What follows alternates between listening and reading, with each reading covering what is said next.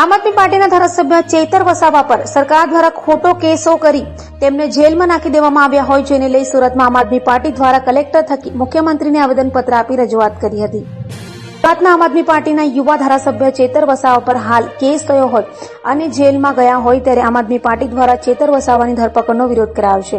આમ આદમી પાર્ટી દ્વારા સુરત કલેક્ટર થકી મુખ્યમંત્રીને આવેદનપત્ર અપાયું હતું અને જણાવાયું હતું કે ધારાસભ્ય ચેતર વસાવા પર સરકાર દ્વારા ખોટો કેસ ઉપજાવી કાઢી જેલમાં પૂરવામાં આવ્યો છે। સરકાર ચેતરભાઈનું મનોબળ તોડવા માંગે છે અને ચેતરભાઈની પ્રજાલક્ષી લડતને અટકાવવા માંગે છે ત્યારે ચેતરભાઈ પર થઈ રહેલા અત્યાચારનો વિરોધ કરીએ છીએ તેમ કહી આવેદનપત્ર આપી આપ દ્વારા ઉગ્ર રજૂઆત કરાઈ હતી। પાયલ સાકરિયા, આજે આમ આદમી પાર્ટી સુરત શહેરના સંગઠનની સાથે અમે મુખ્યમંત્રીને આવેદન આપવા માટે સુરત શહેર કલેક્ટર કચેરી ખાતે આવ્યા છીએ।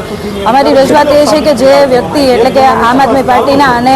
ડેડિયાપાડાના ધારાસભ્ય શ્રી એવા ચેતરભાઈ વસાવાને ઉપર ખોટી ફરિયાદો કરીને ખોટી ફરિયાદો ઊભી કરીને જે જેલમાં રાખવામાં આવ્યા છે, તો અમારી માંગણી એવી છે કે એમના જે ખોટી ફરિયાદો જેમણે ઊભી કરીને ખોટી ફરિયાદો કરી છે એમના ઉપર કાયદેસરની કાર્યવાહી કરવામાં આવે અને સાથે જે ખોટી ફરિયાદો થઈ છે એમને પાછી ખેંચવામાં આવે। કેમ કે જે વ્યક્તિ